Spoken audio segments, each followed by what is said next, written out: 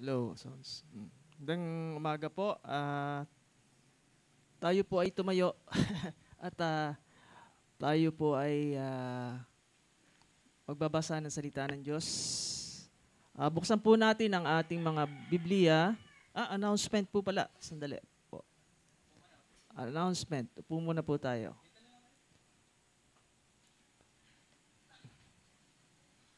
Amen.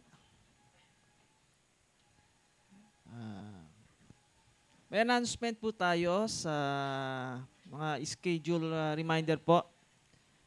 Sa every Sunday po, 9:15 a.m., Adult Sabbath School, 10:15 a.m. morning service, at 4:15 p.m. may prayer meeting and Kids Sabbath School po tayo. 5:15 p.m. book study, at ito po ay ang Glorious Gospel. Nasa chapter 21 na po tayo. At encourage ko po na tayo po ay dumalo.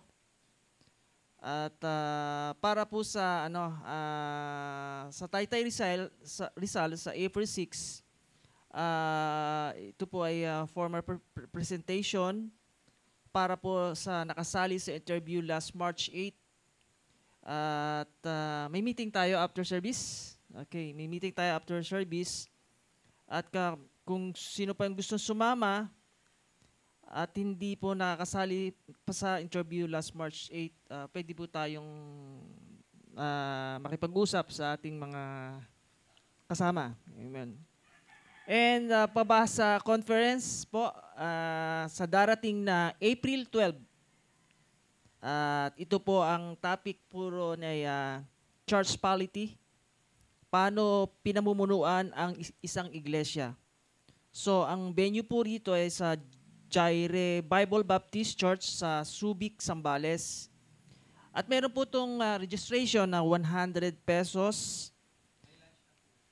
May lunch na rin. And yung mga sasali po ay ililista natin after morning service. Opo. At meron din po tayo sa June 7, Sabado po yun, sa Reform Bible Study Conference. At venue rin din po ay sa Pampanga. Posible po, registration fee is 100 pesos.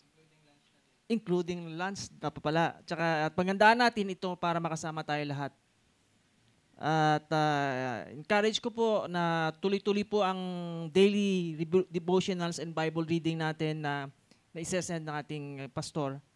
At nawa ay palagi nating ipanalangin ito na magkaroon tayo ng desire na sa ating mga devotionals and Bible reading. Amen. Starting April, may bayad na po ang pamimigay ng printed copies. And 4 pages, 2 pesos. 4 pages, 2 pesos. Amen.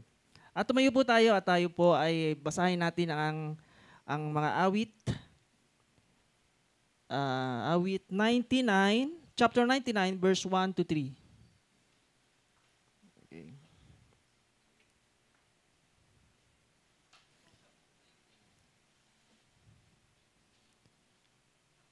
Mga awit o Psalms in English, Psalms chapter 99, verse 1 to 3. Okay. Sabay-sabay po natin basahin. Amen. Ang Panginoon ay naghahari, manginig ang taong bayan. Siya'y nakaupo sa mga kerubin, mayanig ang lupa. Ang Panginoon ay dakila sa Sion, siya'y higit na mataas sa lahat ng mga bayan. Purihin nila ang iyong dakila at kakilakilabot na pangalan, siya'y banal. Manalangin po tayo sa Panginoon. Salamat, Panginoon, sa iyong mga salita, Panginoon, na patunay, Diyos, na pinapakita mo ang iyong kabanalan, Panginoon, ang iyong kadakilaan, Panginoon, ang iyong pag-ibig, Panginoon, na ikaw po ay dapat sambahin na sa puso at isipan at kaluluwa namin, Panginoon.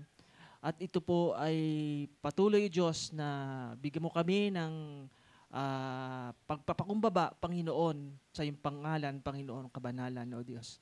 Purihin ka, O Diyos, at kami po ay laging nagpapasalamat sa iyong mga gawa, kabutihan at pag-ibig, O Diyos. Sa tanging pangalan ni Jesus, Amen.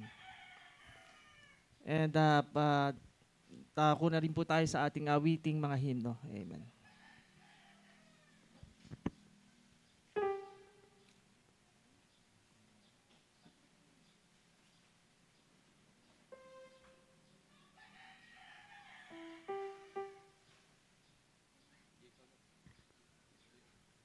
Sige po. Tayo po ay aawit ng unang himno ngayong umaga. Ang title po ay Holy, Holy, Holy.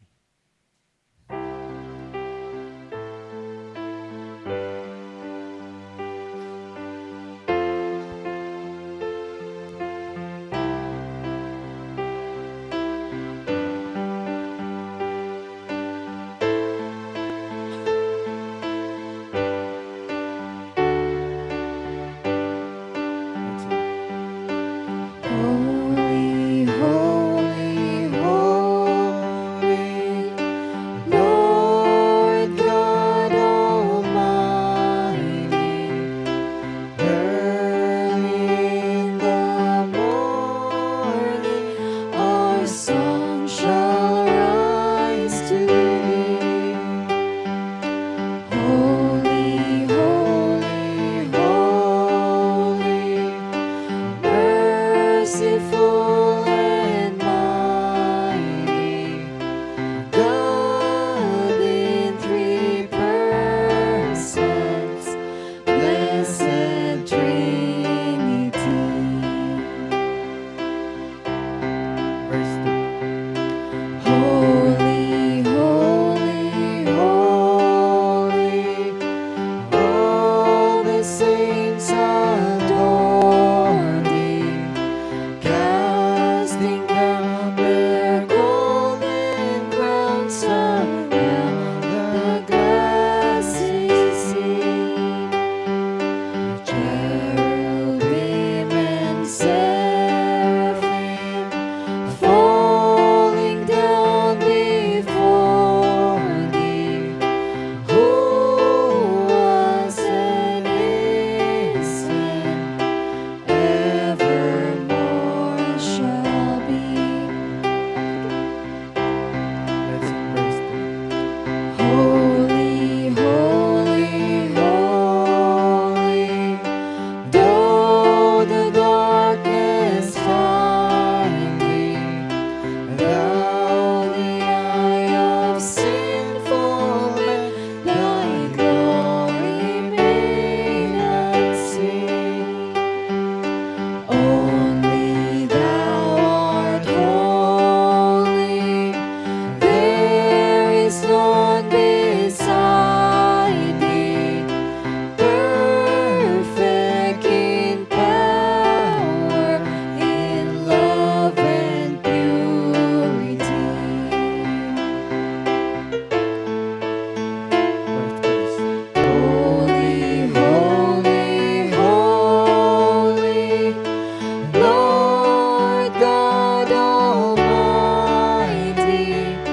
all Thy works shall praise Thy name in earth and sky and sea. Holy, holy, holy, merciful and mighty, God in three persons, blessed Trinity. God in three persons, blessed Trinity. Maaari na po tayo mapulit. Amen.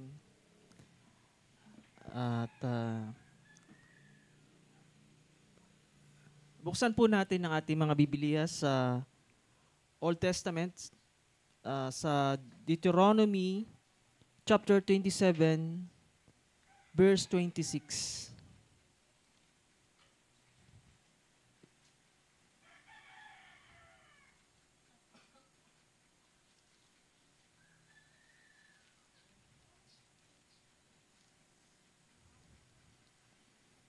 Deuteronomy chapter 27, verse 26.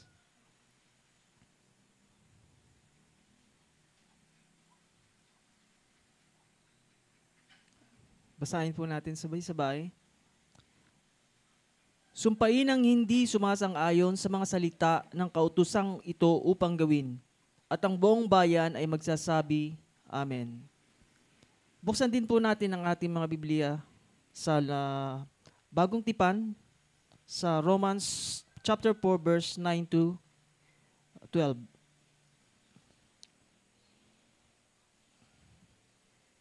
Romans chapter 4, verse 9 to 12.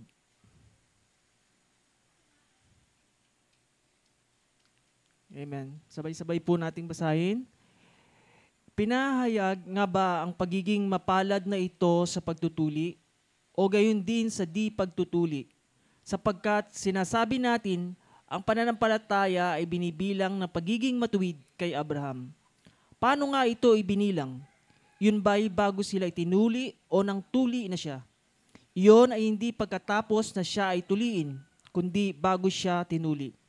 Tinanggap niya ang tanda ng pagtutuli na isang tatak ng pagiging matuwid sa pamamagitan ng pananampalataya na nasa kanya nang siya'y di patuli. Ang layunin ay upang siya'y maging ama ng mga sumasampalataya, bagaman sila'y di tuli, at upang ang pagiging matuwid ay mabilang din sa kanila. Gayon din ang ama ng pagtutuli na hindi lamang sa pagtutuli, kundi pati naman sa mga sumusunod sa mga hakbang ng pananampalataya na taglay ng ating amang si Abraham na nasa kanya'y bago siya tinuli. Amen. Salamat po sa salita ng Diyos.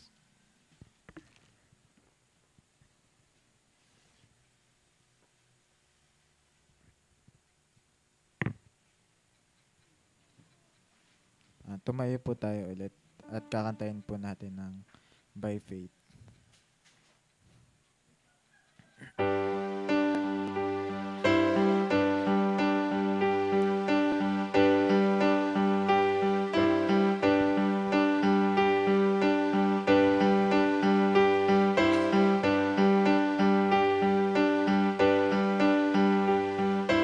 Let's sing. By faith. I see the God of God. In the light of creation grand design, in the lives of those who prove His faithfulness, who walk by faith and not by sight.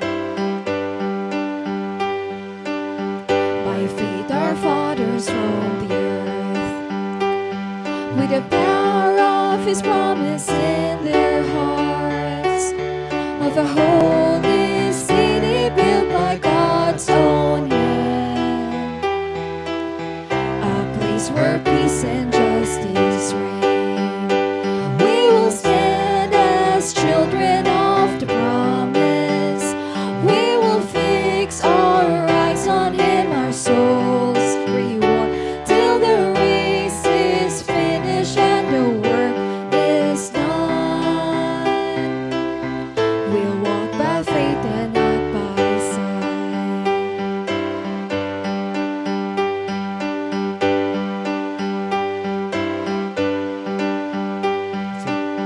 By faith the prophets saw a day when the longed-for Messiah would appear, with the power to break the chains of sin and death, and rise triumphant from the grave.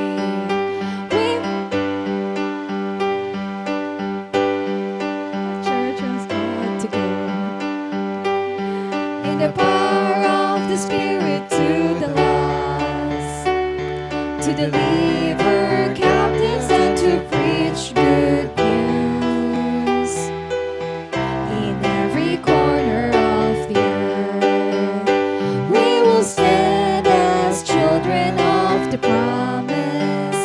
We will fix our eyes on Him, our souls reward, till the race is finished and the work is done. We'll walk by faith and not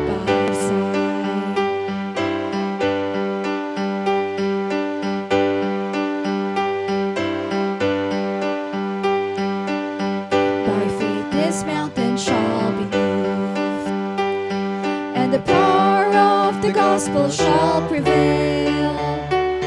For we know in Christ all things are possible.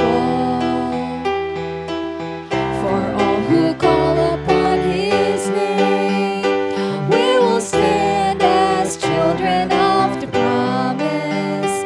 We will fix our eyes on Him, our soul's reward, till the race is finished and the work is done. We'll walk by faith and not by sight. We will stand as children of the promise.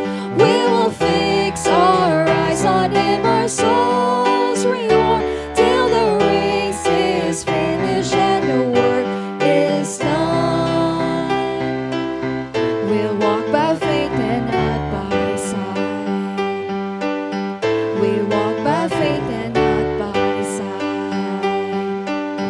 We walk by faith and not by sight.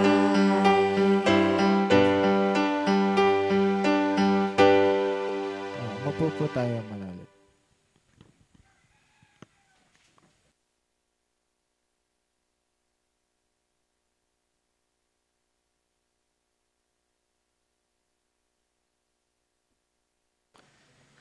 So patuloy po nating purihin, sambahin ang ating Panginoon sa pamamagitan po ng ating pagbibigay. So this time, we're going to offer or give our expression ng pasasalamat po sa Panginoon.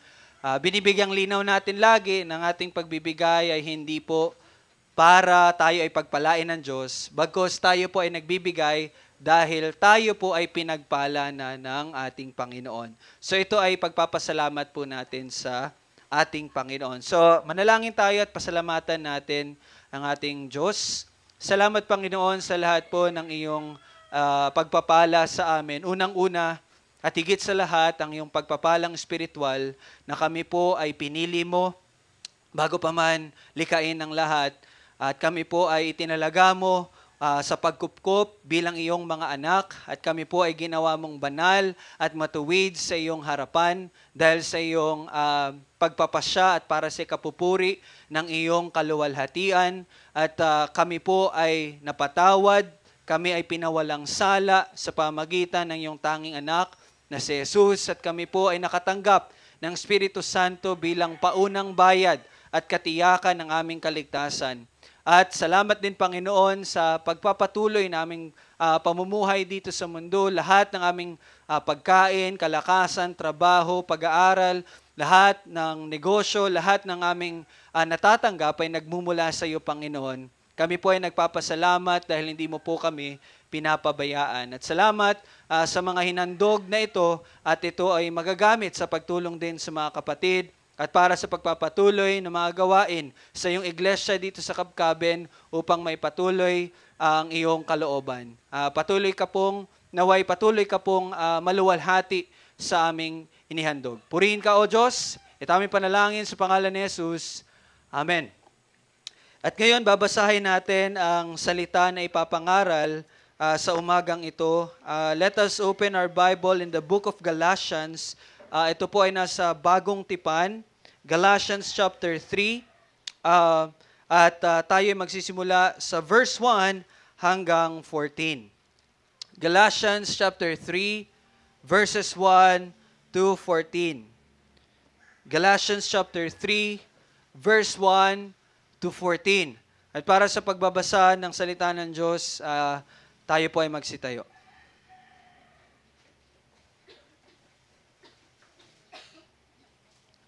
Atin pong basahin ng Galatians chapter 3, verse 1 to 14.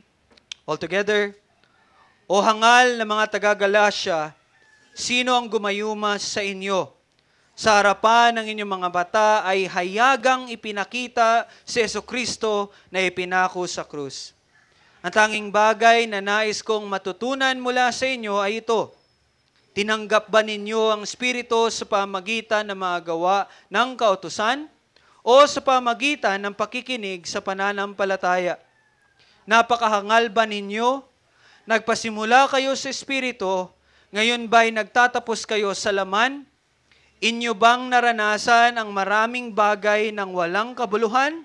Kung tunay nga na ito ay walang kabuluhan. Ang Diyos ba ay nagbibigay sa inyo ng Espiritu at gumagawa ng mga himala sa gitna ninyo sa pamagitan ng inyong pagtupad sa mga gawa ng kautusan o sa pakikinig sa pananampalataya? Kung paanong si Abraham ay sumampalataya sa Diyos at ito'y ibinilang sa kanya na katuwiran, kaya't inyong nakita na ang mga sumasampalataya ay mga anak ni Abraham. At ang kasulatan na nakakaalam ng una pa man na aariing ganap ng Diyos sa mga hentil sa pamagitan ng pananampalataya ay ipinahayag ang ebanghelyo ng una pa man kay Abraham na sinasabi, sa iyo ay pagpapalain ng lahat ng mga bansa. Kaya't ang mga sumasampalataya ay pinagpapalang kasama ng mananampalatayang si Abraham. Sapagkat ang lahat na umaasa sa mga gawa ng kautusan ay nasa ilalim ng sumpa.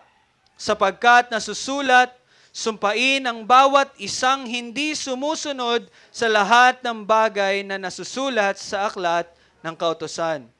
Ngayon ay maliwanag na walang sino mang inaaring ganap sa harapan ng Diyos sa pamagitan ng kautusan. Sapagkat ang matuwid ay mabubuhay sa pamagitan ng pananampalataya. Subalit ang kautusan ay hindi nakasalig sa pananampalataya. Sa halip, ang gumagawa ng mga iyon ay mabubuhay sa mga iyon. Tinubos tayo ni Kristo mula sa sumpa ng kautusan nang siya'y naging sumpa para sa atin. Sapagkat nasusulat, sumpain ang bawat binibitay sa punong kahoy. Upang kay Kristo Jesus, ang pagpapala ni Abraham ay dumating sa mga hentil, upang ang ating tanggapin ang pangako ng Espiritu sa pamagitan ng pananampalataya. Pagpalain ng salita ng Diyos, tayo pa'y umawit muna ng isang himno.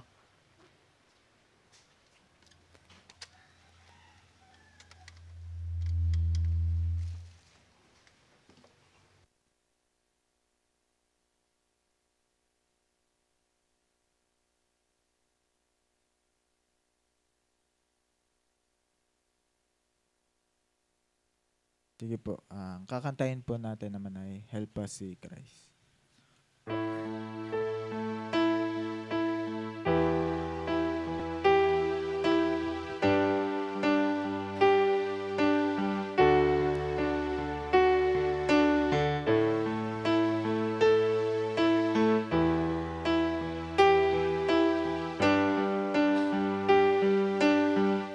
Let's sing.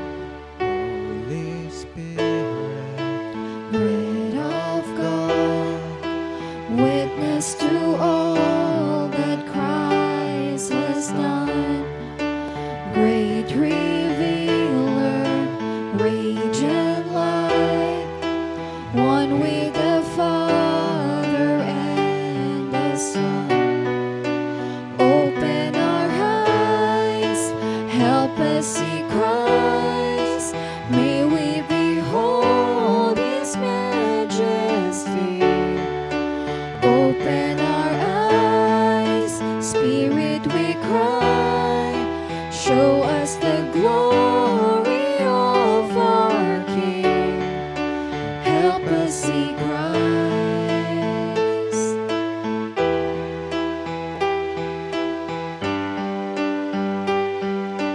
Verse 9. Holy Spirit, voice of truth, speaking the word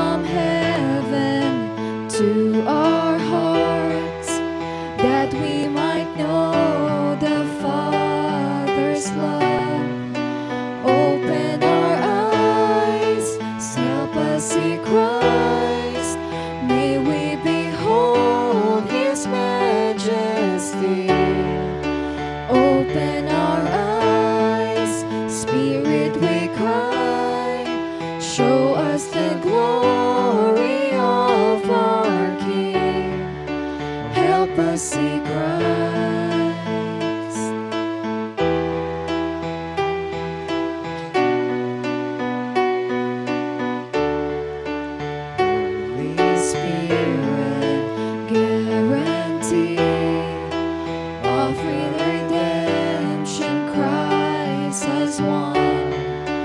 Promised helper, be our strength until this race on earth is run. Open our eyes, help us see Christ. May we behold His majesty. Open our eyes, Spirit, we cry. Show us the glory of our King. Open our eyes, help us see Christ. May we behold His majesty. Open our eyes, Spirit, we cry. Show us the glory of our King. Help us see Christ. Help us see Christ.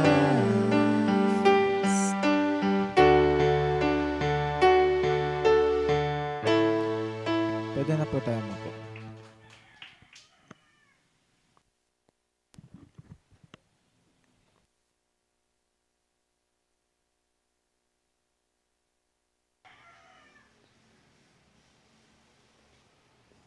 Once again, good morning and happy Lord's Day. And natutuwa tayo na makita ang bawat isa. Natutuwa po ba kayo? Nakasama nyo sila? Amen? Okay, so this is the 12, no? Pang-12 araw ng Panginoon sa taong ito. And so, we are blessed, no, na tayo po ay natututo sa salita ng Diyos. And para po sa kaalaman ng bawat isa, tayo po ay nag-aaral sa libro ng mga gawa, or sa English po is ang Acts. Okay? Kaya lang po, sa ating patuloy na pag-aaral sa Book of Acts or sa mga gawa, nakita po natin ang salaysay na meron pong issue na nangyari.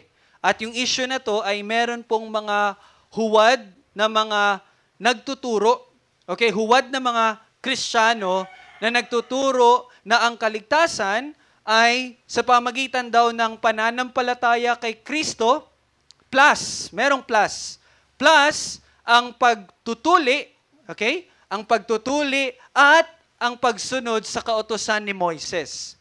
So ibig sabihin po sa madaling salita, maliligtas daw ang isang tao kung siya ay nananampalataya kay Kristo at siya ay magiging isang Hudyo. Okay?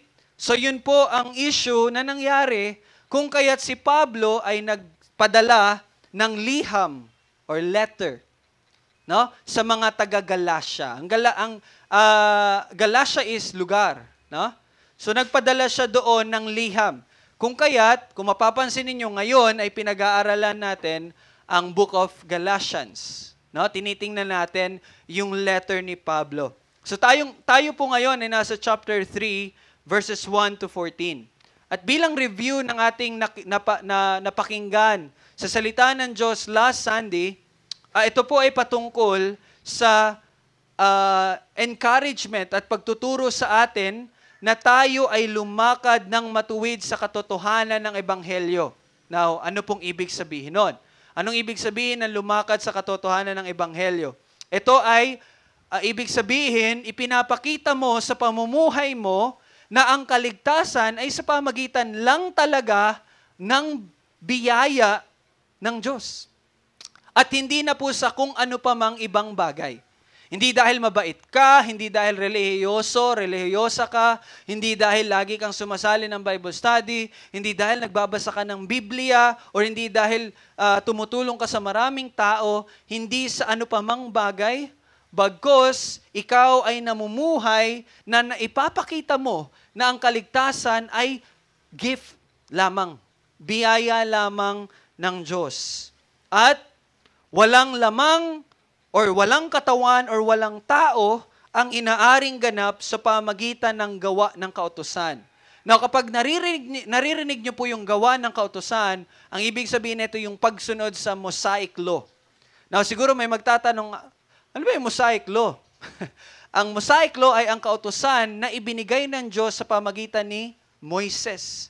At mababasa natin yan from Leviticus hanggang Deuteronomy. Doon natin yan makikita. Pero, malinaw sa salita ng Diyos na ang isang tao ay maliligtas hindi dahil sa gawa ng kautusan, bagkus dahil kay Kristo na tinanggap sa pamagitan lamang ng pananampalataya. At ngayon naman, sa umagang ito, ay atin pong makikita kung paano ba natanggap ang pangako ng Espiritu. Now, kanina, tayo po ay umawit ng isang himno patungkol sa banal na Espiritu.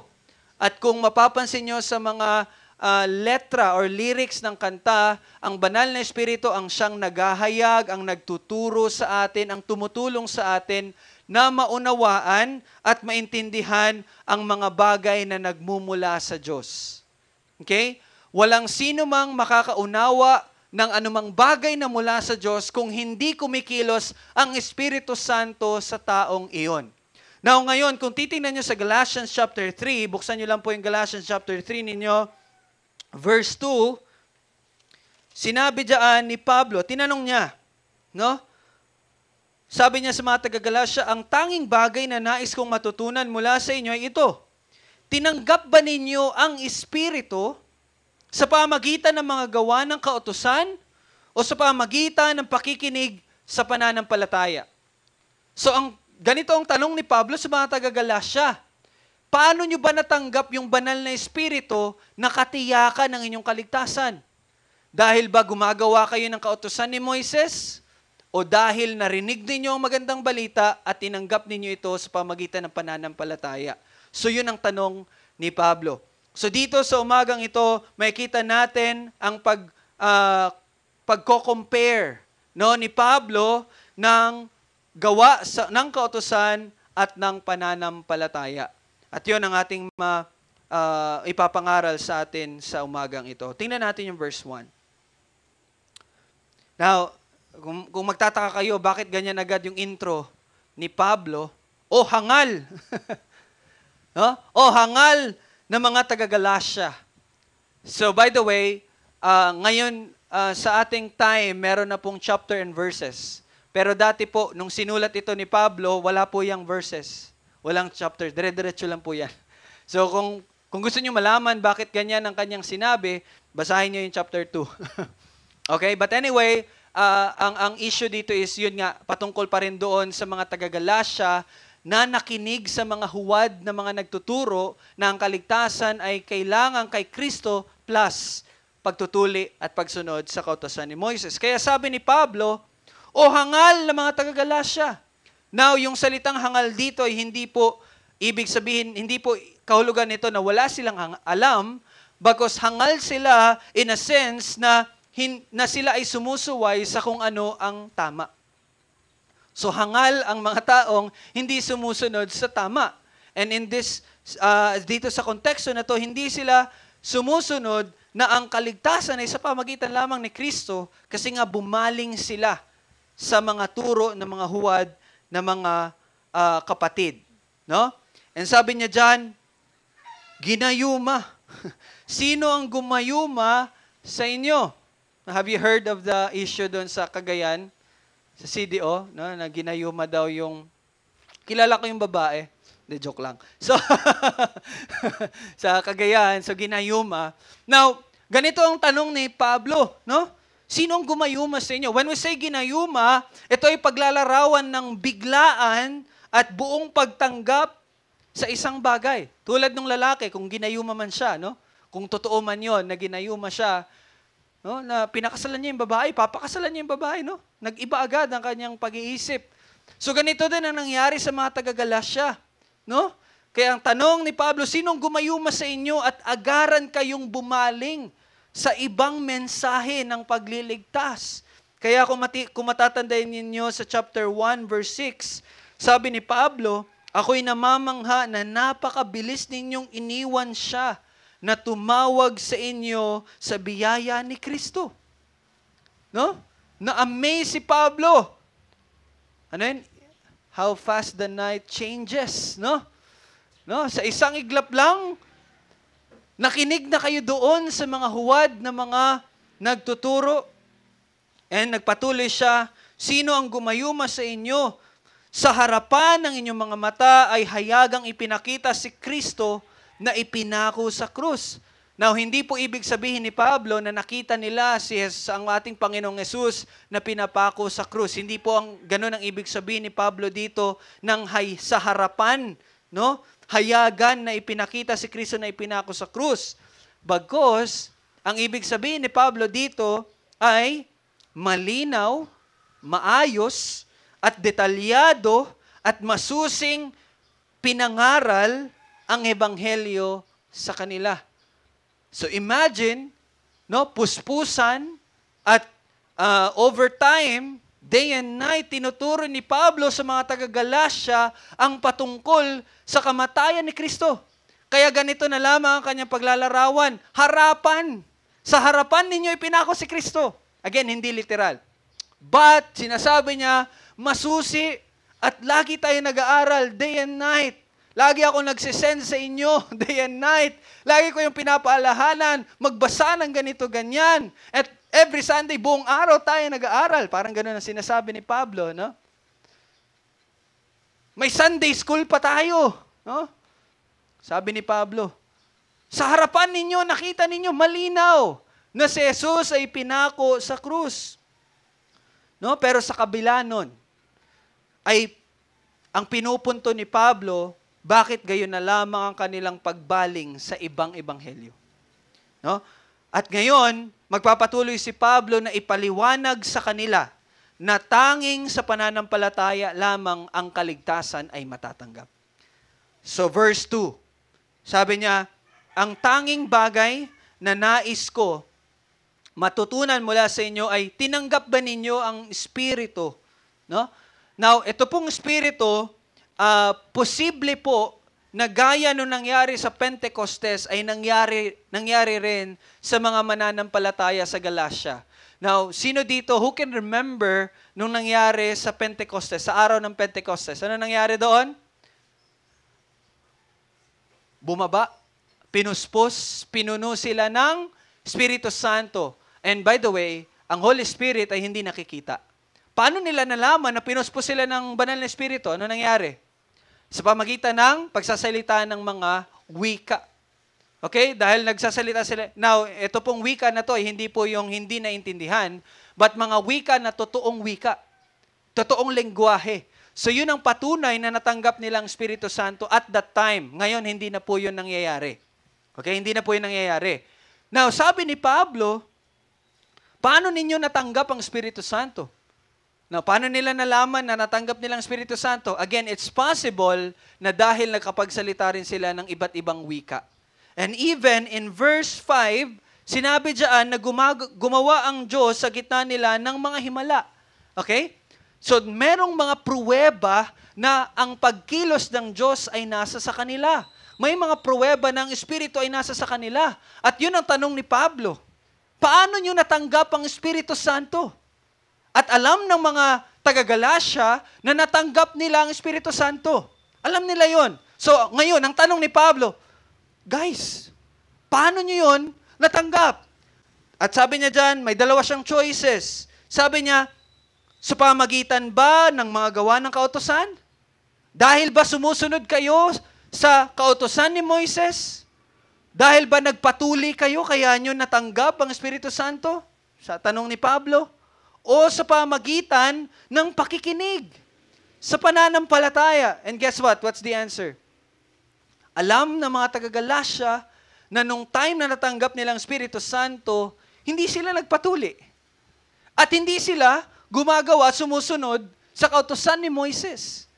But natanggap nila yon at alam nila yon na natanggap nilang Espiritu Santo nung nanampalataya sila sa pangalan ni Jesucristo. Kaya nagpatuloy si Pablo sa verse 3, again, the word, napakahangal ba ninyo? No? Para bang, alam nyo eh. Alam nyo paano nyo natanggap.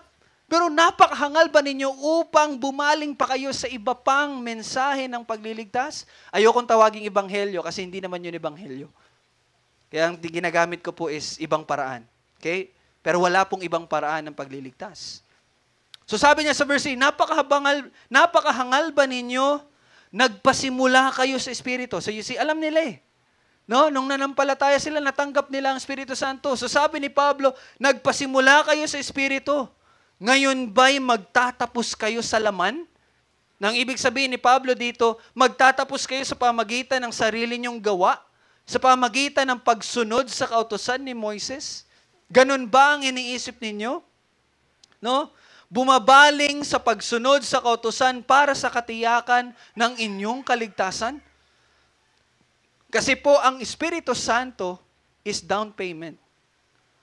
Paunang bayad po yan ng Diyos. Yan po ang pruweba ng Diyos na may katiyakan at sigurado ang kaligtasan ng isang tao kapag siya ay nakatanggap ng Espiritu Santo. Kaya sabi ni Pablo, may down payment na. Ngayon tatapusin nyo sa gawa. Nagsimula kayo sa Espiritu, ngayon tatapusin nyo to dahil sa mga gawa ninyo. So yun ang tanong ni Pablo sa mga taga-Galatia. Nagpatuloy siya, verse 4. Inyo bang naranasan ang maraming bagay ng walang kabuluhan? Kung tunay nga na ito ay walang kabuluhan, so this is a bit difficult to understand, no? Pero yung sinasabi niyang maraming bagay, no, ni Pablo, sabi niya, naranasan ba ninyong maraming bagay? Ito ay tumutukoy sa mga pag-uusig, pagdurusa, kagalakan, at tagumpay na naranasan nila since the time na nampalataya sila sa Panginoong Hesus. So tinatanong ni Pablo, naranasan nyo ba? Okay, mag-focus tayo sa pag-uusig. Naranasan ba ninyo yung pag-uusig, yung pagdurusa ninyo, sabi niya, nang walang kabuluhan? Now, anong ibig sabihin dito ni Pablo? Kasi po, ang mga mananampalataya ay inuusig ng mga Hudyo sa dahilan na si Jesus ay para sa mga Hudyo, okay? Para sa mga Israelita. Para sa mga Hudyo, si Jesus ay bulaan, fake. Para sa kanila, si Jesus ay blasphemer. Okay? Lapastangan. Bakit blasphemer? Kasi sinasabi ni Jesus na siya ay anak ng Diyos. At sinasabi ni Jesus na siya ay Diyos. So para sa mga Hudyo, blasphemer yan. Kaya kung manampalataya ang isang tao kay Jesus at that time, uusigin yun. Naintindihan nyo? No, bakit naman sa mga hentil? Bakit inuusig ng mga hentil ang mga mananampalataya kay Kristo? Dahil ang mga turo ni Kristo ay salungat sa mga ginagawa ng mga pagano or ng mga hentil. Na nakokorek sila. At ayaw nila yon. Kaya kapag nanampalataya ka kay Kristo, uusigin ka nila. No, sabi ni Pablo, tanong ni Pablo, now, naranasan niyo ba yung mga maraming bagay na iyon ng walang kabuluhan? Sabi niya, kung babaling kayo sa gawa, ang lahat ng kanilang naranasan dahil sa kanilang pananampalataya ay walang kabuluhan. Yun ang ibig sabihin niya dito sa verse 4. Kung babaling kayo sa mga gawa, then walang kabuluhan yung mga naranasan ninyo dahil nanampalataya kayo kay Kristo. And sinabi niya, kung tunay nga na ito ay walang kabuluhan, no? Kung walang kabuluhan ng pananampalataya, then walang kabuluhan yung naranasan ninyo, sabi ni Pablo. In vain lahat ng naranasan ninyo. Lahat ng pagdurusa dahil nanampalataya kayo kay Kristo. Pero let me read some verses kung paano nilarawan ni Pablo ang kanyang lahat ng pagdurusa. Listen carefully. Sabi niya sa mga taga-Korinto, kaya't kami, sabi ni Pablo, kaya't kami ay hindi pinanghihinaan ng loob. Bagamat ang aming panlabas na pagkatao ay nabubulok, ang aming panloob na pagkatao ay binabago araw-araw. Bakit sinasabi niya nabubulok? Kasi imagine Pablo experiencing all the hate. Binubugbog, binabato. Kung may pellet gun pa dati, pe-pellet gunan siya, no? Di ba? Many things na experience si Pablo. Pero sabi niya, bagamat nabubulok ang aking panlabas na pagkatao, ang akin namang panloob na pagkatao ay binabago araw-araw. Ano ibig niyang sabihin? Gabi, no? Inspired lagi si Pablo.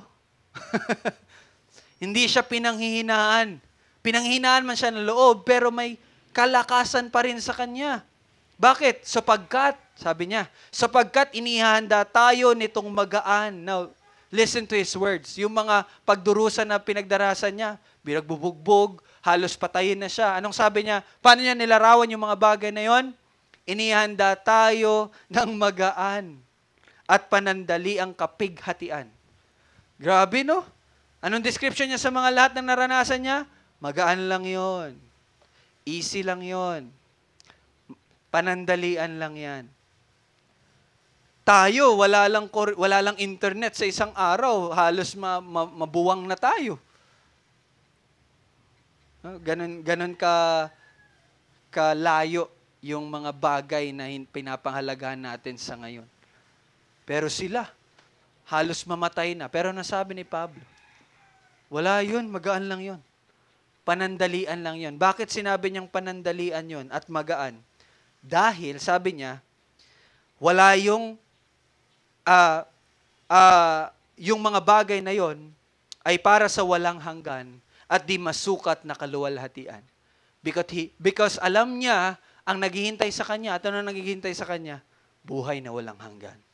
Kaya kakatiting lang yon yung 10 years, 15 years, 20 years na binubugbog ka dahil sa pananampalataya mo kay Kristo, maliit lang yon. Ikumpara mo yon sa walang hanggan at kaluwalhatian na ipinangako ng Diyos sa Kanya. Ganun siya. Sapagkat hindi kami tumitingin, tingnan niyo, sapagkat hindi kami tumitingin sa mga bagay na nakikita. Hindi sila nakatingin dito. Sa mundong ito, kundi sa mga bagay na hindi nakikita. At ano yung bagay na hindi nakikita for now? That is eternal life. That is in the presence of God. Hindi man yun nakikita ngayon. Pero it will come. Sabi nga sa awit, no? Faith will turn to sight. Yung pananampalataya ay magiging pagkakita. No? And so, ito, umano to sa mind ko kagabi. Jamie asked me, nakikinig kami nung aawitin natin mamaya. It's a new song, a very wonderful song. Nakikinig siya. Tapos napakinggan niya yung grabe, daming tao, umaawit, chorus, no?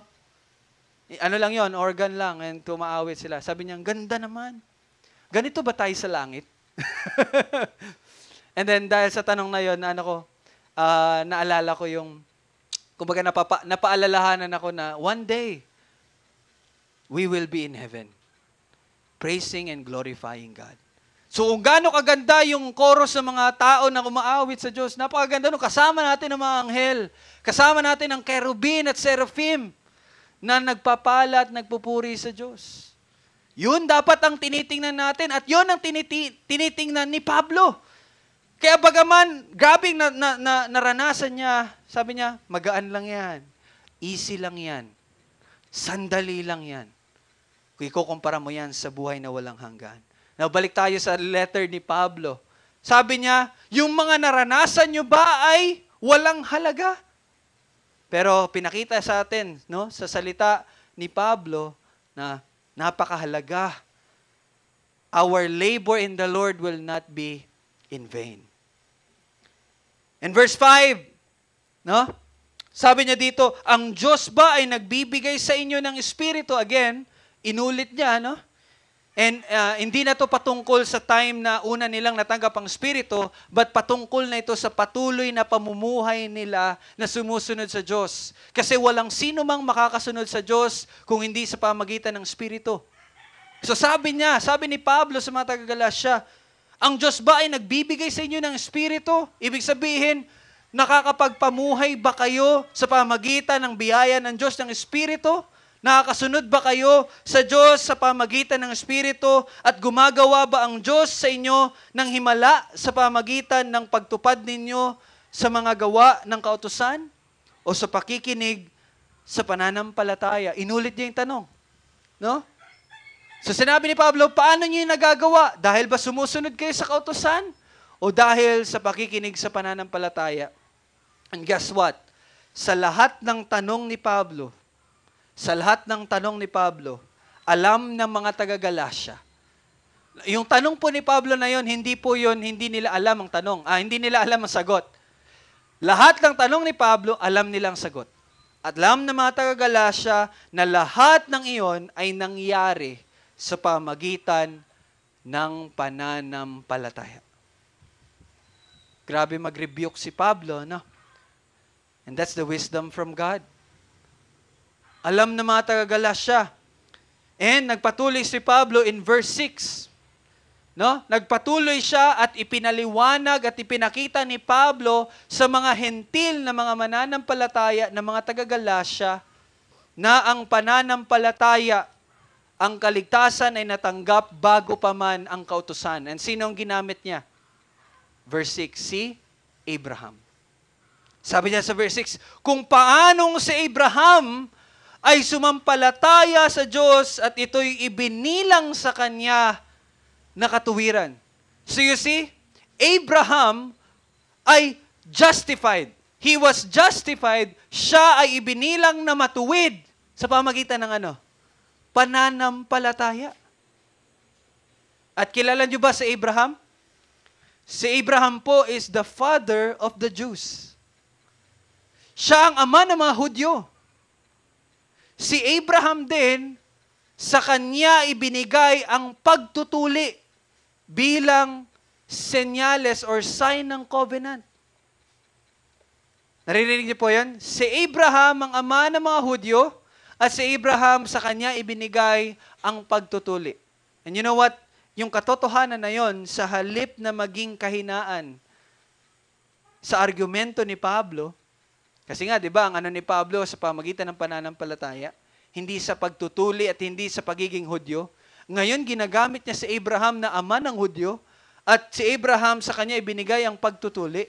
Now, sa halip na pahinain ang argumento ni Pablo, ito mismo ang patunay na ang pagiging matuwid ay sa pamagitan ng pananampalataya. Bakit? Dahil sa pananampalataya, ibinilang kay Abraham ang katuwiran bago pa man siya tuliin.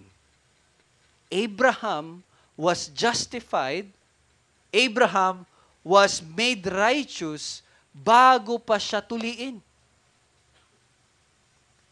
And he was made righteous bago pa man dumating ang kautusan. Hindi ko lang na-research gaano katagal bago dumating yung kautusan sa pamamagitan ni Moises sa time ni Abraham. But one thing I'm sure with is kung gaano katagal bago tinuli si Abraham. Nanampalataya na siya, inari na siyang ganap. Kailan siya nagpatuli? 14 years later pa. Ang haba ng agwat bago siya tuliin. Now, what's the point? Ano yung punto dito? Ang punto is, si Abraham na ama ng mga Hudyo ay inaring ganap at matuwid bago pa man siya tuliin. At yun ay sa pamagitan ng pananampalataya. And kung matatandaan ninyo sa New Testament reading natin kanina in Romans 4, can you open your Bible? Ipitin nyo lang yung Galatians 3, babalik tayo dyan. Punta muna tayo sa Romans chapter 4, verses 9 to 12. Binasa na natin to kanina, pero it's good na atin pong basahin muli. Romans chapter 4, verses 9 to 12. Sabayan niyo ako sa pagbabasa, ipinahayag nga ba ang pagiging mapalad na ito sa pagtutuli o gayon din sa pagtutuli? By the way, baka kayo malito, bakit ba tuli-tuli yan? Ang tuli po kasi is the sign sa mga Hudyo na sila ang tinatawag na mga pinili ng Diyos. Okay? Mga Hudyo, tutuliin. Yung mga hentil, ibig sabihin, yung mga hindi Hudyo, hindi po yan tuli. Okay? Ang sign na sila ay mga pinili ng Diyos ay sa pamagitan ng pagtutuli. So kaya ang issue ngayon, dapat ka munang matuli para maligtas. Yun nga ang sinasabi. Pero, inaano ni Pablo dito na hindi na yun sa pagtutuli, bagkus sa pamagitan ng pananampalataya. Kaya ito rin ang sabi niya sa mga taga-Roma. Basahin natin ulit. Ipinahayag nga ba ang pagiging mapalad na ito sa pagtutuli o gayon din sa di pagtutuli? Sapagkat sinasabi natin, ang pananampalataya ay binilang na pagiging matuwid kay Abraham. Again, here's Abraham. Verse 10, paano nga ito ibinilang? Okay, paano ibinilang na si Abraham ay matuwid? Iyon ba ay bago siya tinuli? O nang tuli na siya? And sinagot niya ang tanong, iyon ay hindi pagkatapos na siya ay tuliin, kundi bago siya tinuli. So very clear. At alam niya ng mga Hudyo. Verse 11, tinanggap niya ang tanda. Again, tanda lang po yun. Tanda ng pagtutuli na isang tatak ng pagiging matuwid. Tatak lang yun. Hindi yun ang dahilan bakit nagiging matuwid ang tao. Sabi ni Pablo, tatak lang yun. Sign lang yun. Okay? Sa pamagitan ng pananampalataya na nasa kanya nang siya ay di pa tuli. Di ba? Ang layunin, so bakit ganun ang ginawa ng Diyos? No, gabi, no? Very intelligent talaga ating Panginoon. Bakit? Ang layunin ay upang siya'y maging ama ng mga mananampalataya. Hindi ama ng mga Hudyo, but ama ng mga mananampalataya, bagaman sila ay di tuli. So here, Pablo is saying, upang si Abraham ay maging ama, hindi lang ng mga Hudyo na mananampalataya, but pati na rin ng mga Hentil na mga mananampalataya. Diba? Bagaman sila ay di tuli, at upang ang pagiging matuwid ay maibilang din sa kanila. Very clear, no? Verse 12, gayon din ang ama ng pagtutuli, na hindi lamang sa mga pagtutuli, kundi pati naman sa mga sumusunod sa mga hakbang ng pananampalataya na taglay ng ating ama si Abraham, na sa kanya bago siya tinuli. Okay? So malinaw na ang lahat ng iyon ay natanggap even Abraham bago pa man siya ay matuli. Now nagpatuloy si Pablo in verse 7, kaya't inyong nakikita na ang mga sumasampalataya ay mga anak ni Abraham. Now, there is a nursery song. Alam niyo yan? Father Abraham and many sons. Alam niyo yan? I am one of them and so are you. So let's praise the Lord. Hindi, joke lang. Hindi niyo yan alam? Lo? Okay, anyway, merong kanta, nursery song na yan. Father Abraham had many sons, and I am one of them, and so are you. That is a good song, no? Kung papakinggan mo, pero that is not true. Hindi lahat anak ni Abraham. Ang anak lamang ni Abraham ay ang mga mananampalataya. Sila man ay Hudyo, o sila man ay Hentil. Kaya sabi niya dito, malinaw na sinabi ni Pablo, kaya't inyong nakikita na ang mga sumasampalataya ay mga anak ni Abraham. No? Hindi po ito nakabatay sa pagtutuli, hindi nakabatay sa kautusan, kundi sa pananampalataya lamang ang isang tao ay magiging parte ng pamilya ni Abraham. Kahit na sila ay hindi maging Hudyo. Si Abraham ay isang pagano po. For your information, si Abraham is a pagan. Pagan. Hentil po si Abraham. He is a pagan na naligtas lamang din dahil po sa biyaya ng Diyos sa pamagitan ng pananampalataya. Okay? At ito ay hindi lang para sa bayan na nagmula sa Kanya, kundi noong una pa man ay ipinasya na ng Diyos na ito rin ay para sa mga Hentil. Kaya sabi ni Pablo sa verse 8, at ang kasulatan, no? The Word of God, at ang kasulatan na nakakaalam ng una pa man, no? Na ang naaaring ganap ng Diyos sa mga Hentil sa pamagitan ng pananampalataya ay ipinahayag ang ebanghelyo ng una pa man kay Abraham. So ito po yung pinaka-patunay. The Word of God. Ang salita ng Diyos ang nagsasabi. No? At ang salita ng Diyos na nakakaalam na aariing ganap din ng mga Hentil sa pamagitan ng pananampalataya. And so, sabi ni Pablo, ang ebanghelyo ay ipinahayag kay Abraham. And what is the gospel? Sabi ng Panginoon at sabi ng kasulatan kay Abraham, sa iyo pagpapalain ang lahat ng mga bansa. This is another form or way ng paghahayag ng ebanghelyo, ng good news. Ano yung good news? Kay Abraham na sinabi, sa iyo ay pagpapalain ng lahat ng mga bansa. Yan ay mababasa natin sa Genesis chapter 12, verse 3. No? Malinaw po sa good news na inihayag kay Abraham na ang mga hentil ay kasama din sa pagliligtas ng Diyos. Hindi lang mga Hudyo. Na siguro, ang iba sa inyo, ano ba yung pinagsasabi mo dyan? Bakit hentil-hentil ka dyan? For your information, hentil tayo.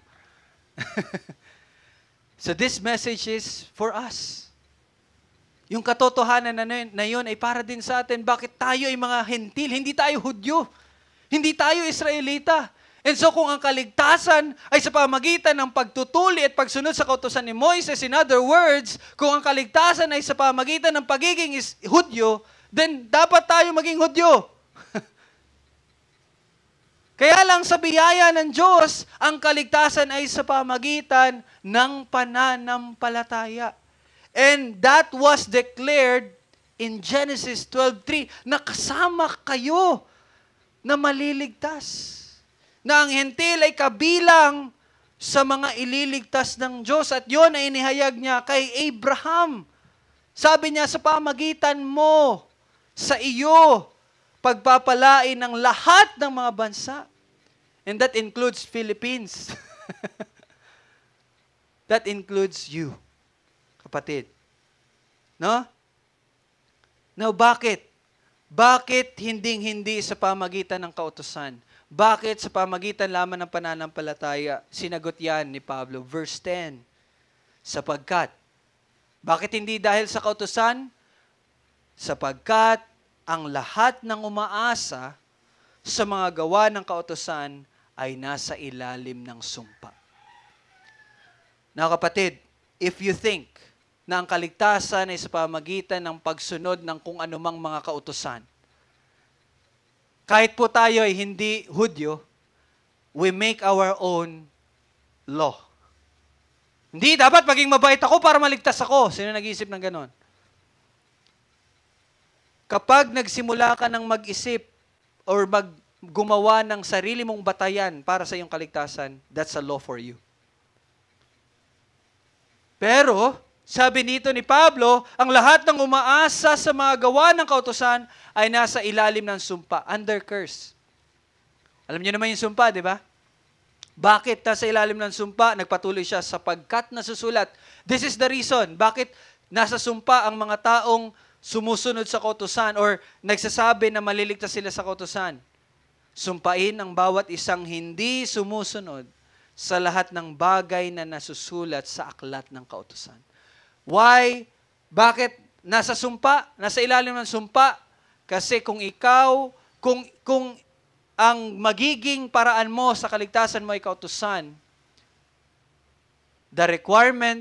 ang requirement po ng kautusan is perfect obedience. Sayang, di kayo nakasali sa Sunday school. You missed it. Yung blessing na matuto. By the way, morning service is hindi po yan ang highlight ng Lord's Day. Lahat ng ginagawa natin sa araw na to, that is the Lord's Day. Huwag niyo pong isipin na morning service ako attend because okay na yun. You miss the blessing na makarinig sa katotohanan. Anyway, ulitin ko po, under curse. Bakit po? Kasi ang requirement, perfect obedience. At alam niyo po ba kung ano ang penalty kapag hindi mo nagawa yung perfect obedience sa kautusan ng Diyos? Kamatayan. At yung kamatayan na yon ay hindi lang physical, but spiritual. Ibig sabihin, habang buhay, mong pagbabayaran ng paglabag mo sa kautusan ng Diyos. At bakit tayo nasa ilalim ng sumpa? Kasi lahat tayo ay hindi nakakasunod ng perpekto sa kautusan. That's why, ano ang nararapat sa atin? Penalty. Kamatayan. At paulit-ulit lang yon. Hindi natin maliligtas ang ating sarili. That's why we are under curse. Kaya kung pilit mong ililigtas ang sarili mo sa pamagitan ng kautusan, lagi ka lang mabibigo. Ang tangi mo lang matatanggap kung gagawin mo yan, kamatayan. Kasi we will always fail to observe the law. Okay? Kaya sabi ni Pablo, patapos na siya sa kanyang argumento, verse 11, ngayon ay maliwanag. Maliwanag pa sa araw. Sabi ni Pablo, ngayon ay maliwanag na walang sino mang inaaring ganap sa harapan ng Diyos sa pamagitan ng kautusan. Malinaw po yun. No? Wala po. Why? Kasi again, hindi natin kayang sundin ng perpekto. So malinaw, sabi ni Pablo, malinaw na walang maliligtas sa pamagitan ng kautusan. But, meron pong pahayag ang Diyos kung paano mabubuhay. 'Di ba? Anong para sa atin kamatayan? By the way, lumabag na po tayo. Kaya tayo po ay mapupunta sa impyerno. Hellbound po tayo, mga Pero, inihayag ng Diyos sa salita niya ang kanyang biyaya. Sabi ni Pablo, sapagkat, verse 11, ang matuwid ay mabubuhay sa pamagitan ng pananampalataya. Tayo ay patay na, di ba? Pero paano daw mabubuhay ang isang matuwid? Sa pamagitan ng pananampalataya. And Pablo was quoting in the Old Testament, Habakkuk chapter 2 verse 4. No? Hindi mahirap unawain na hindi sa pamagitan ng kautusan ang tao ay maliligtas. Hindi lang dahil hindi natin kaya. By the way, let me make these things clear. Ang isang tao ay hindi maliligtas sa kautusan, hindi lang dahil hindi natin kaya sundin. Baka kasi inisip nyo, hindi talaga tayo maliligtas kasi hindi natin kaya sundin eh. Well, that's one factor, pero hindi po yun ang dahilan bakit hindi tayo maliligtas sa kautusan. Hindi lang po, ulitin ko po hindi lang po dahil hindi natin kaya sundin ng perpekto ang kautusan, bagkus ang dahilan po talaga bakit hindi tayo maliligtas doon, dahil sa unang panahon pa man, inihayag na ng Diyos na ang kaligtasan ay sa pamagitan ng pananampalataya. Naintindihan niyo po yan? Ang pagliligtas ng Diyos ay sa pamagitan ng pananampalataya. And inihayag niya yon even in the Old Testament. Ito ay pasya at kalooban ng Diyos sa simula pa man sa kung paano tayo maliligtas. It has been decided bago pa man likain ang lahat. At nilinaw ni Pablo na ang kautusan at pananampalataya ay magkaiba. Magkaiba po yun. Kaya sabi niya sa verse 12, tingnan niyo verse 12. Subalit, ang kautusan ay hindi nakasalig sa pananampalataya. No? Sa halip, ang gumagawa ng mga iyon ay mabubuhay sa mga iyon. Now, sinasabi po dito ni Pablo sa verse 12, kung sa kautusan, kung gusto mo talagang maligtas sa kautusan, mabubuhay ka sa pamagitan nun. Kailangan mong gawin is yung perfect obedience at ikaw ay mabubuhay. Sabi ni Pablo, okay, pwede ka mabuhay sa pamagitan ng kautusan. But again, it must be perfect obedience. Ngunit, and kanina napag-aralan natin sa Sunday School, hindi natin magagawa ang pagsunod or perfect obedience, kaya palagi lang tayo mahuhulog sa sumpa. Yun po yung problema eh. Mahuhulog lang po tayo lagi sa sumpa. Ngunit may kaligtasan. At inihayag po ni Pablo ang dahilan bakit tayo naligtas sa pananampalataya. And that is in verse 13. Bakit tayo naligtas? Verse 13, tinubos tayo. Yun na yung kaligtasan. Yun yung dahilan ng kaligtasan. Verse 13, tinubos tayo ni Kristo mula sa sumpa. Di ba we are under curse?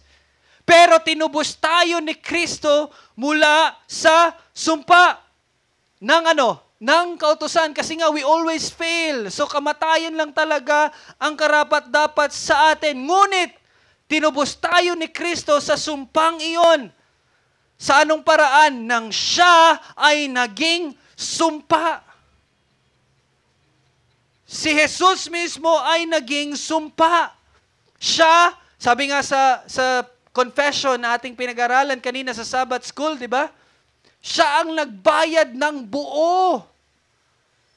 Yung banal na puot ng Diyos ang siyang tinanggap ni Jesus. Yung banal na puot at galit ng Diyos na dapat ay para sa inyo, ay ipinataw kay Jesus. Siya yung tumubos sa atin. Sapagkat, sabi diyan, nasusulat, sumpain ang bawat binibitay sa punong kahoy. Paano namatay si Jesus? Siya ay binitay sa kahoy. And you know what? Alam niyo po, ang kahulugan ng isang tao na binibitay sa krus? Bakit yon ang pinakamababa at pinakamasahol at yon ang karapat-dapat sa pinakawalang halagang tao sa society ng mga Hudyo? Ulitin ko po ang taong binitay sa krus ay considered as pinakawalang halaga sa society ng mga Hudyo. At si Kristo ay ibinilang nila na walang halaga. Walang halagang tao. Pinakamababang tao sa lahat ng pinakamababang tao. Ganun po. Bakit?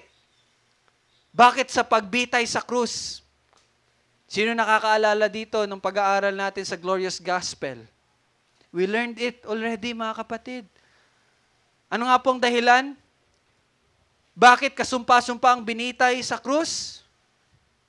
Kasi yon ay ang public declaration ng Diyos na ang puot niya ay nasa taong iyon.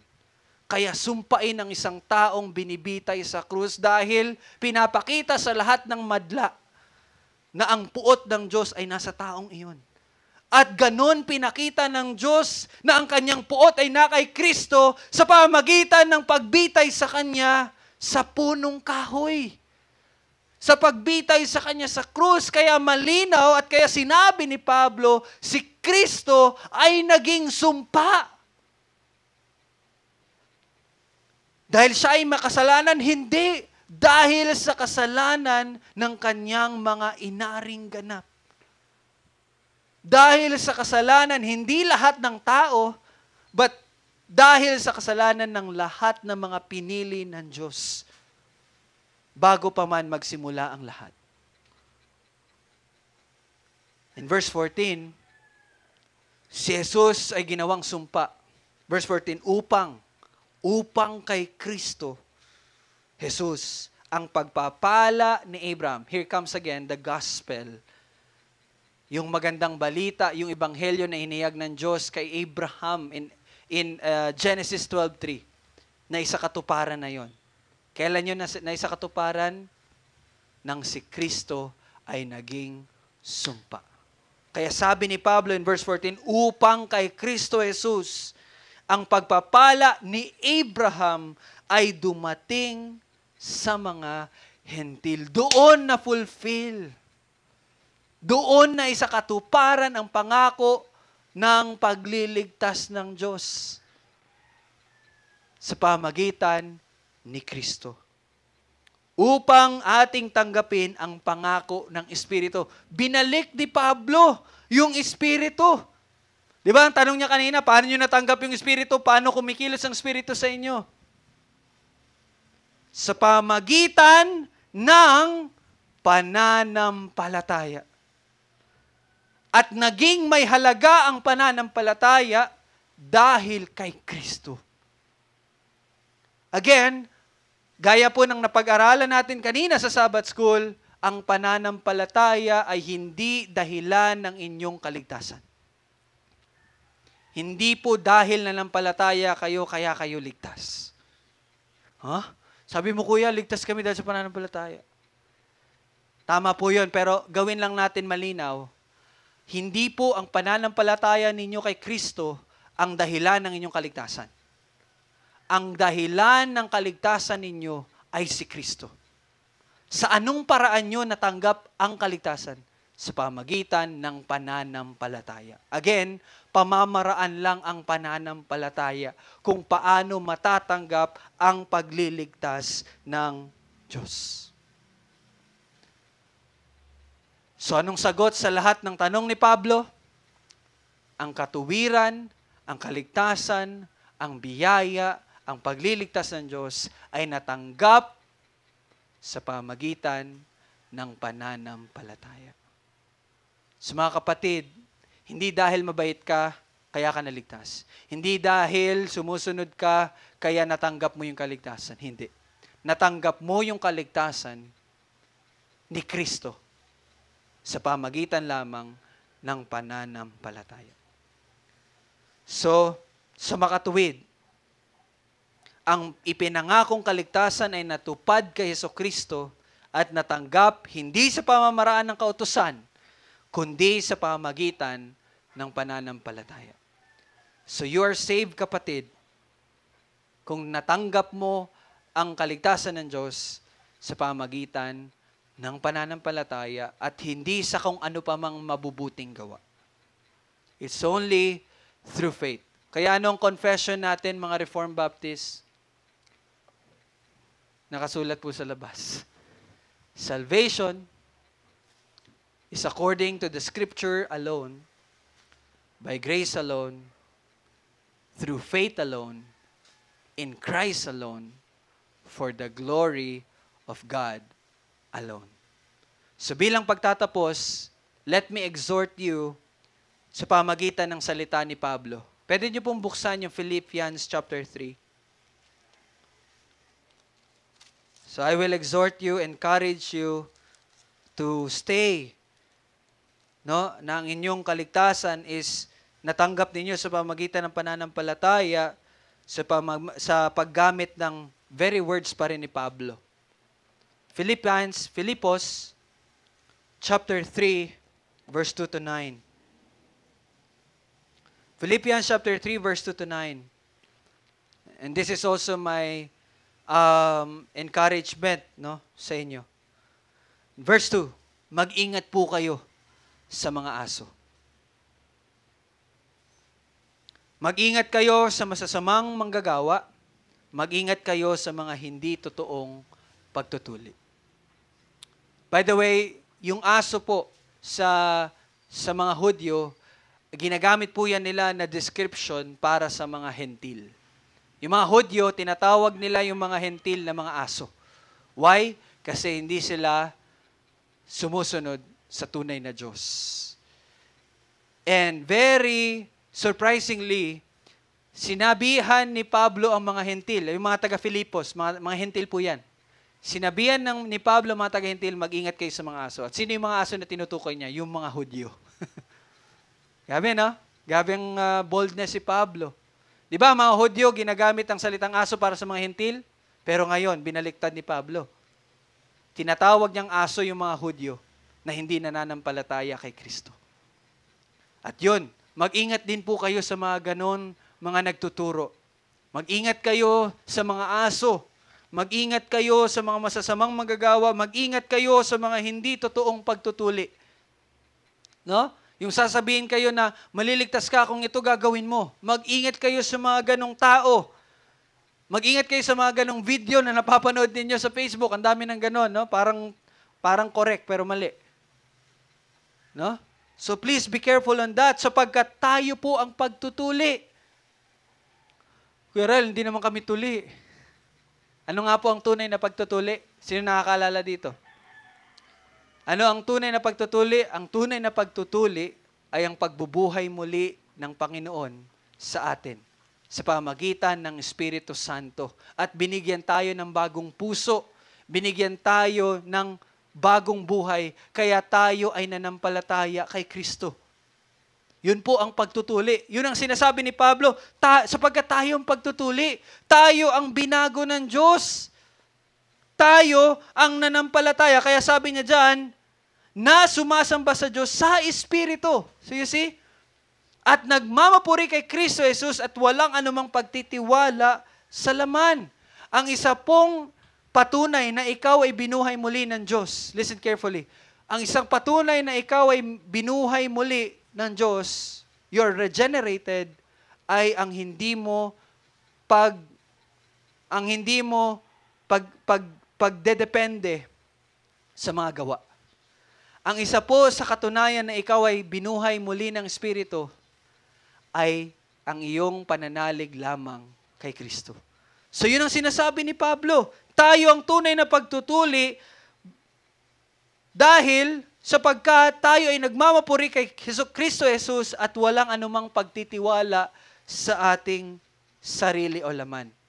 And gayahin natin si Pablo. Tingnan niyo po yung salita ni Pablo sa verse 4, 5, and 6. Sabi niya, bagamat ako'y may dahilang magtiwala din sa kaaking laman, sabi ni Pablo, kung ang iba ay may dahilang magtiwala sa laman, ay lalo na ako.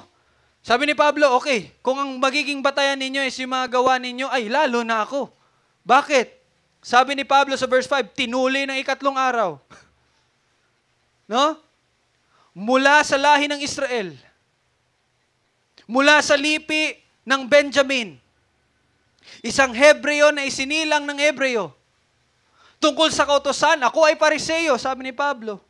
Tungkol sa sigasig, ay, tiga-usig ako ng iglesia. Sa katuwiran, ayon sa katuwiran na sa kautusan, ay, perfect. Sabi ni Pablo, no? So kung ang kaligtasan ay sa pamagitan ng kautusan, alam niyo sino ang first honor? Si Pablo. No, ganun ka tiwala si Pablo na ginawa niya talaga lahat 'yun. So kung magtitiwala kayo sa laman, ay una ako, for your information, sabi niya. Pero anong sinabi niya sa verse 7? Gayunman, ang mga bagay na iyon sa akin ay inari kong o naging gayon pa man, ang mga bagay na sa akin ay naging pakinabang, sabi niya, yung mga bagay na yun na akala ko ay makakaligtas sa akin, sabi niya, ay inari kong kalugihan. Loss pala yun, no? Alang-alang kay Kristo.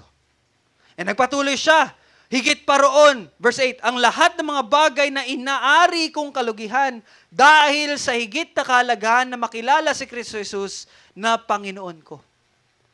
Alang-alang sa Kanya'y tiniis ko ang kalugihan. Bakit sinabi niyang tiniis? Imagine, since bata ka pa lang, ginagawa mo na yung pagsunod sa kautusan, ginagawa mo na yung pag-aaral ng kautusan, inuusig mo, halos pumatay ka na nga ng isang tao para lang sa pagsunod mo sa kautusan eh. Di ba? Sinong pinatay niya? Stephen. Pero sabi niya, no, tiniis niya yon. Biruin mo, hindi ko lang po alam kung ilang taon si Pablo, maybe around 30 na siya nung naging convert siya. Hindi pa ako sure ha. Imagine, for 20 years, yun yung binabasehan mo ng kaligtasan mo. Di ba ang sakit? Ang sakit malaman sa bandang huli. Hindi pala yun. Grabe yung A for effort ko. Wala. L for loss para yun. Na? Tiniis niya yun. Ibig sabihin, isinantabi niya yun. Bakit? Sabi niya, tiniis ko ang kalugihan ng lahat ng mga bagay at inari kong basura lamang. No? Upang makamit ko si Kristo. Bakit? Ang kaligtasan ay kay Kristo lamang. So mga kapatid, kung meron man pong mga bagay sa inyo ngayon na iniisip ninyo na magiging batayan na inyong kaligtasan, ibilang nyo na po yan bilang basura. Dahil ang tanging kaligtasan ay kay Kristo lamang. In verse 9, at ako'y, sabi niya, no? At inari kong basura yon upang makamit ko si Kristo at ako'y matagpuan sa Kanya. Ganon dapat tayo. Matagpuan tayo kay Kristo na walang sarili kong katuwiran na mula sa kautusan, kundi ang katuwiran na meron tayo ay sa pamagitan ng pananampalataya kay Kristo. So your righteousness ay natanggap ninyo sa pamagitan ng pananampalataya kay Kristo. And know what? Yung yung katuwiran na yon ay ano? Ang katuwirang buhat sa Diyos. It is not our righteousness, but it is the righteousness of Christ na buhat sa Diyos. Ibig sabihin, gawa ng Diyos at mula sa Diyos, galing sa Diyos. At paano nyo natanggap? Again, sabi dyan, nabatay sa pananampalataya. So mga kapatid, we are saved dahil sa biyaya. At natanggap natin yon sa pamagitan ng pananampalataya. Wala na pong added tax. Wala nang dagdag pa sa pananampalataya lamang. Inuulitin ko lang po, kung gaano kamahal ang binayad ng Diyos para sa ating pagkaaring ganap, ganon na lamang ang walang bayad na hinihingi niya sa atin. Wala pong bayad. Wala pong bayad. Kasi ang kaligtasan ay biyaya lamang. Purihin natin ang Panginoon. Let us pray. Salamat po, O Diyos, sa pagbibigay linaw na ang kaligtasan ay natanggap namin sa pamagitan ng pananampalataya. At even itong pananampalatayang ito ay biyaya mo din.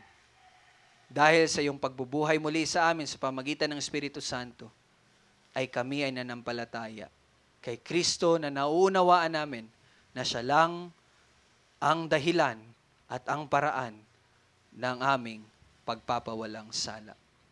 Salamat, Panginoon, sa pananampalatayang pinagkaloob mo. Tunay na ikaw ang nagwagi. Tunay na ikaw ang tanging tagapagligtas, hari ng mga hari, Panginoon ng mga Panginoon. At ikaw lamang ang nararapat na purihin at sambahin. Tamang panalangin sa pangalan ni Jesus. Amen. Tayo po ay tumayo para sa pag-awit ng himno.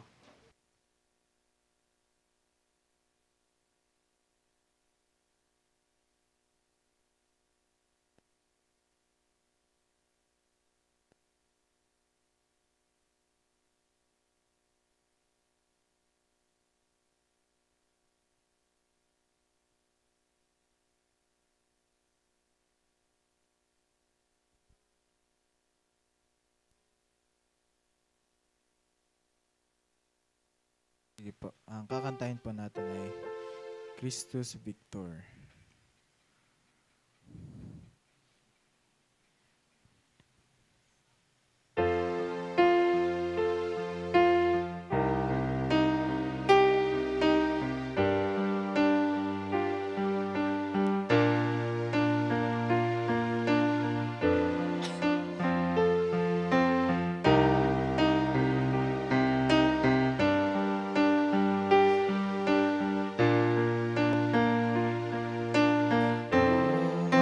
King of the ages, great I am, God of wonders.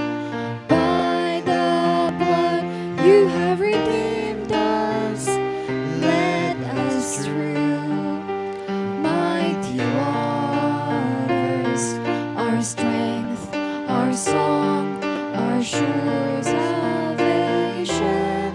Now to the Lamb upon the throne be blessing, honor, glory, power for the battle you have won.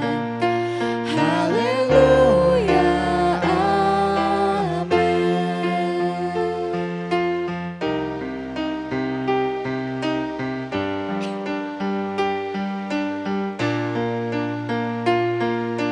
O Most High, dwelling among us, Son of Man, sent for sinners. By your blood you have redeemed us, spotless Lamb, mighty Savior, who lived, who died, who rose victorious. Now to the Lamb upon the throne be blessing, honor, glory, power for the battle you have won. Hallelujah,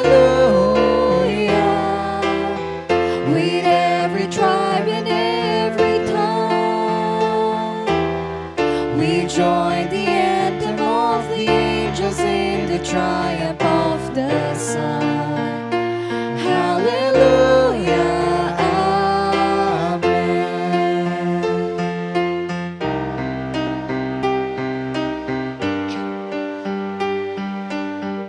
It's in verse 3. O Most High, King of the nations, robed in praise, crowned with splendor,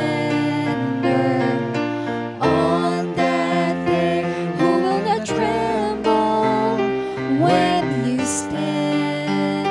Christ the victor, who was and is forever. Now to the Lamb upon the throne be blessing, honor, glory, power, for the battle you have won. Hallelujah,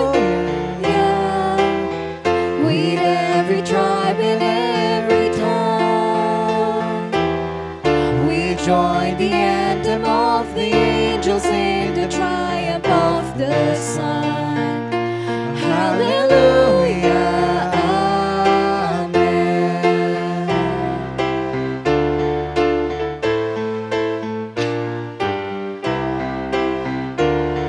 Let's declare amen.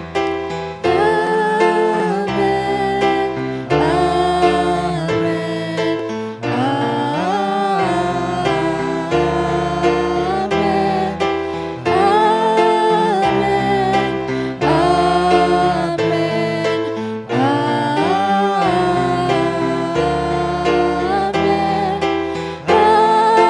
amen, amen, amen,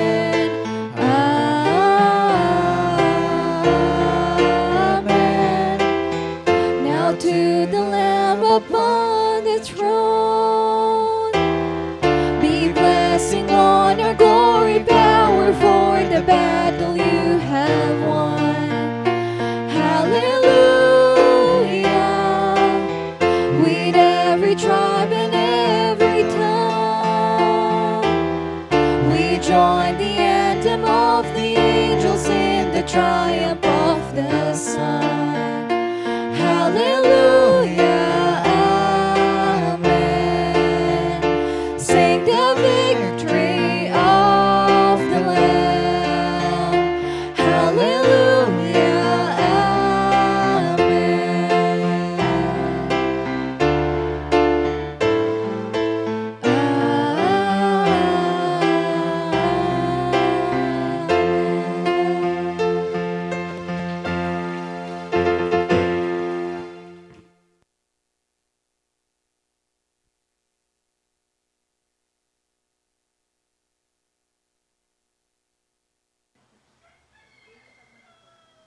Tayo manatili sa ating pagtayo. At bilang pagpapala, let me read Philippians chapter 4, 19 to 20. At pupunan ng aking Diyos ang bawat kailangan ninyo ayon sa kanyang mga kayamanan sa kaluwalhatian kay Kristo Jesus. Ngayon, naway sumaating Diyos at Ama ang kaluwalhatian magpakailanman, at lahat na mananampalataya ay magsasabing Amen at Amen. Happy Lord's Day po, and God bless po sa bawat isa.